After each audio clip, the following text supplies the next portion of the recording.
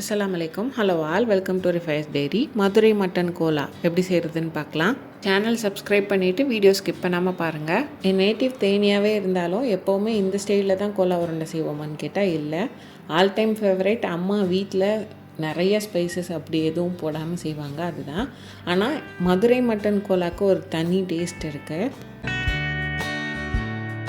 அம்மா செய்கிற மாதிரி இல்லாமல் வேறு ஏதாவது டிஃப்ரெண்ட்டாக சாப்பிட்ணுன்னா அதுக்கு அடுத்த ஆப்ஷன் இது தான். எப்படி செய்கிறதுன்னு பார்க்கலாம்.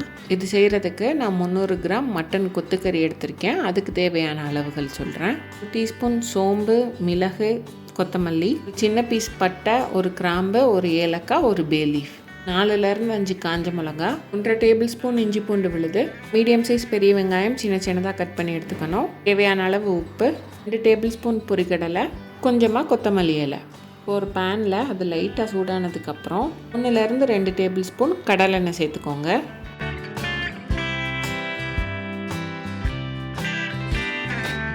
எண்ணெய் சேர்த்து நல்லா சூடானதுக்கப்புறம் இது கூட நம்ம எடுத்து வச்சுருக்க சோம்பு, முழு மல்லி,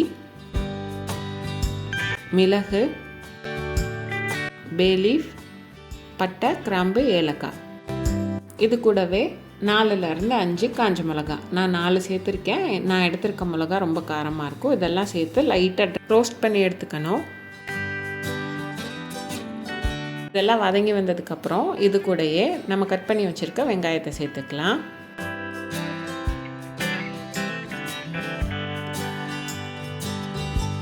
வெங்காயம் ரொம்ப கலர் மாதிரி வரணும்னு இல்லை, இந்த மாதிரி லைட்டாக கலர் சேஞ்ச் ஆகி வந்தாலே போதும். இந்த கோலாக்கு தேவையான அளவு உப்பை இப்போயே சேர்த்துக்கலாம். சேர்த்துட்டு இதையும் நல்லா வதக்கி விட்டுக்கோங்க. இப்போ நம்ம எடுத்து வச்சுருக்க இஞ்சி பூண்டு விழுதையும் சேர்த்துட்டு அதோட பச்சை வாசனை போகிற வரைக்கும் நல்லா வதக்கி எடுத்துக்கணும். இந்த டைமில் உங்களுக்கு மஞ்சள் தூள் சேர்க்கணுனாலும் நீங்கள் மஞ்சள் தூள் சேர்த்துக்கோங்க. அது கூடயே மிளகாய் தூள், மல்லித்தூள் இந்த மாதிரி கொஞ்சம் கொஞ்சம் சேர்க்கணுனாலும் ஒரு ½ டீஸ்பூன் சேர்த்துக்கலாம். இப்போ நம்ம எடுத்து வச்சுருக்க கொத்துக்கறியும் இது கூட சேர்த்துக்கலாம். நான் கடையில் கொத்தி வாங்கலை, போன்லெஸ் பீசஸை மிக்சர் ஜாரில் சேர்த்து நல்லா பல்ஸ் பண்ணி எடுத்துக்கிட்டேன். இப்போ நம்ம சேர்த்துருக்க மட்டன் எல்லாமே இந்த மசாலாவோட நல்லா கலந்து வர மாதிரி கலந்து விட்டுக்கணும். இந்த மாதிரி மட்டன்லேருந்து தண்ணியெல்லாம் ரிலீஸ் ஆக ஆரம்பிக்கும் போது மூடி போட்டு ஒரு 10 நிமிஷத்துக்கு இருக்கிறதுலே லோ ஹீட்டில் குக் பண்ணி எடுத்துக்கோங்க.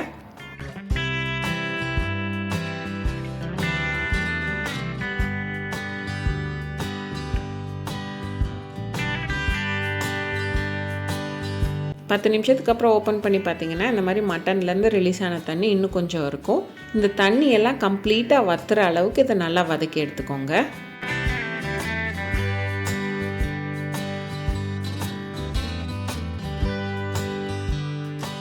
தண்ணியெல்லாம் வற்ற வச்சு எடுக்கும்போது ஹை ஃப்ளேமில் வச்சு வற்ற வச்சிடாதீங்க.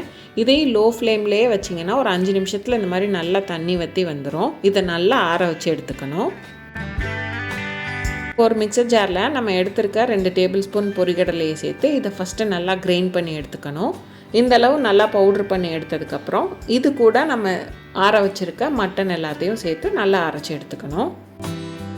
நீங்கள் மிக்சர் ஜாரில் சேர்க்குறதுக்கு முன்னாடி மட்டன் கம்ப்ளீட்டாக ஆறி இருக்கணும். அப்படி ஆறாமல் இருந்ததுன்னா மிக்சர் ஜாரும் சூடாயிரும், மட்டனும் சூடாகி ஒரு மாதிரி தண்ணி விடுற மாதிரி ஆகிடும்.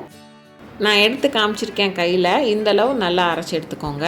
அங்கங்கே மிளகா மல்லியோட ஃப்ளேக்ஸ் எல்லாம் இருக்கும். அப்படி இருந்தால் பிரச்சனை இல்லை, டேஸ்ட் நல்லாயிருக்கும். இப்போ இது கூடயே நம்ம கட் பண்ணி வச்சுருக்க கொத்தமல்லி தலையையும் சேர்த்துக்கணும். நம்ம கட் பண்ணி சேர்த்துருக்க கொத்தமல்லி மட்டனோட நல்லா மிக்ஸ் ஆகி வர மாதிரி கலந்து விட்டுக்கோங்க. இந்த ஸ்டேஜ்லேயே உங்களுக்கு வேணும்னா ஒரு முழு முட்டை எடுத்து அதை நல்லா பீட் பண்ணிவிட்டு அதிலேருந்து 3 டேபிள் ஸ்பூன் இது கூட சேர்த்து பிணைஞ்சு எடுத்துக்கலாம். நான் முட்டை சேர்க்கலை, எனக்கு முட்டை சேர்க்காமையே கரெக்டாக ஷேப் பண்ணுறதுக்காக வந்துச்சு. அது மட்டும் இல்லாமல் நான் எண்ணெயில் பொரிச்சு எடுக்கும் போது எனக்கு உடையாமல் வந்துச்சு. இப்போ இதிலேருந்து கொஞ்சமாக கையில் எடுத்து நான் காமிச்சிருக்க மாதிரி கையில் வச்சு இந்த மாதிரி உருட்டிட்டு அதுக்கப்புறம் 2 கை வச்சு ஷேப் பண்ணிங்கன்னா கோலாவோட ஷேப் கிடச்சிரும். இந்த மாதிரி கிராக் எதுவும் இல்லாமல் கரெக்டான ஷேப்பில் வந்துருச்சுன்னா நீங்கள் முட்டை சேர்க்க தேவையில்லை. இப்போ ஒரு பாத்திரத்தில் எண்ணெய் மிதமான சூட்டில் காய வச்சதுக்கப்புறமா நம்ம எடுத்துருக்க கோலாவை சேர்த்துக்கணும். ஃபஸ்ட்டு ஒரு கோலாவை சேர்த்து இது பிரிஞ்சு வருதா அப்படின்றத செக் பண்ணியிருக்கேன். நீங்களும் இதே மாதிரியே ஒரு கோலா மட்டும் சேர்த்து பாருங்கள். உங்களுக்கு பிரிஞ்சு வர மாதிரி இருக்குன்னா பேலன்ஸ் உள்ள அந்த மிக்சரில் வந்துட்டு முட்டை ஆட் பண்ணிவிட்டு மறுபடியும் பிடிச்சி சேர்த்திங்கன்னா பிரியாமல் வந்துடும். எனக்கு இந்த கோலா பிரிஞ்சு வராததுனால நான் உருட்டி வச்சுருக்கேன் மற்ற எல்லா கோலாவையும் இது கூடயே சேர்த்துக்கிட்டேன். கரண்டி வச்சு ரொம்ப இடிச்சிடாமல் லைட்டாக மேலே மட்டும் எண்ணெய் தெளித்து விட்டு இந்த மாதிரி மிக்ஸ் மட்டும் பண்ணி விட்டுட்டே இருந்தீங்கன்னா உடஞ்சிடாமல் நல்ல கோல்டன் ப்ரௌனில் கோலா உருண்டை ரெடி ஆகிடும். பிரிஞ்சு வராமல் இருக்கிறதுக்கு 2 டிப்ஸ் இருக்குது. ஃபஸ்ட்டு ஒன், எண்ணெய் நல்லா சூடானதுக்கப்புறம் தான் நம்ம உருட்டி வச்சுருக்கதை சேர்க்கணும். 2வது, நம்ம எடுத்திருக்க மட்டன் நல்லா ஆறுனதுக்கப்புறம் தான் மிக்சர் ஜாரில் சேர்த்து அரைக்கணும். மீடியம் ஹீட்லேயே நல்லா பொரிச்சு எடுத்திங்கன்னா மட்டன் கோலா ரெடி. இந்த மட்டன் கோலாவை நீங்கள் பிரியாணி கூட சர்வ் பண்ணுறதை விட சாம்பார் சாதம், ரசம் சாதம் கூட சர்வ் பண்ணிங்கன்னா செம்ம காம்பினேஷனாக இருக்கும். கண்டிப்பாக ட்ரை பண்ணி பாருங்கள்.